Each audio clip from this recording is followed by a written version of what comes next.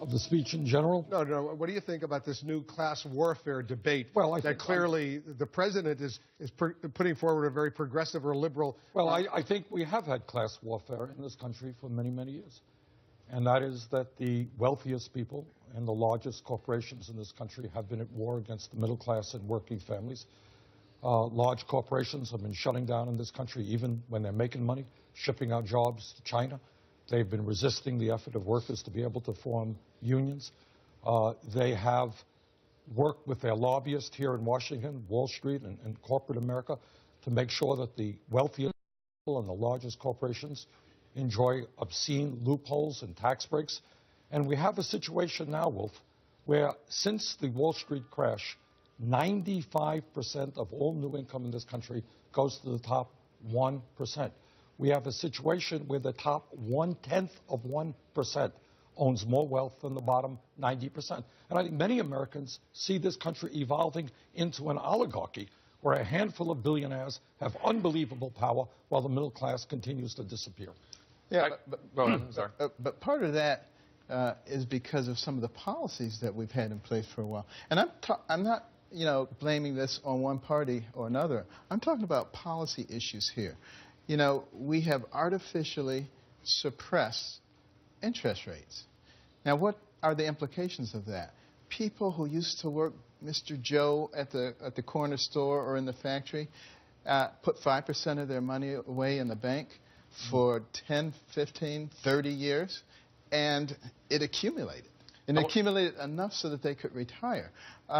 Banks had incentive to make loans to ordinary people. What incentive do they have now to do that? Let's talk about the economy, Dr. Carson, because I want to know, the president seeming to have some stride in his step when it comes to the fact that the economy is better than it was.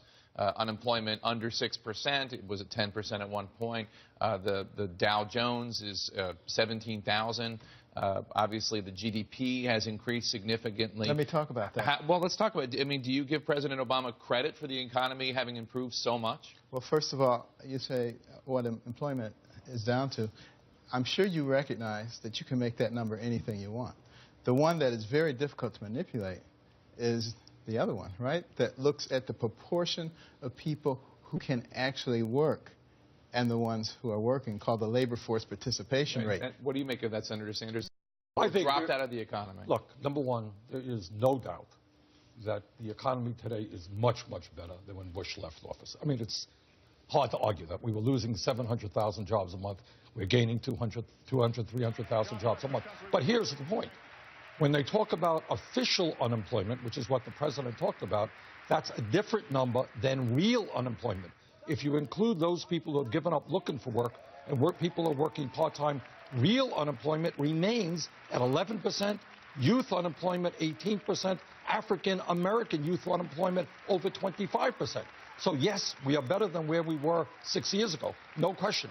But anyone who thinks the economy today is where it should be for working people is terribly mistaken. Sounds like there's some agreement on this table.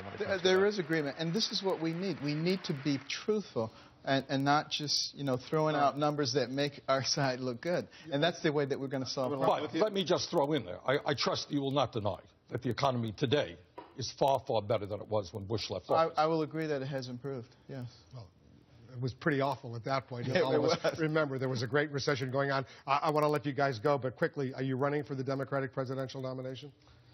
I am giving thought to running, but I have not made that final decision. Are you running for the Republican presidential nomination?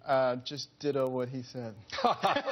More agreement. More agreement. All right, a lot of agreement. Dr. Ben Carson, thanks.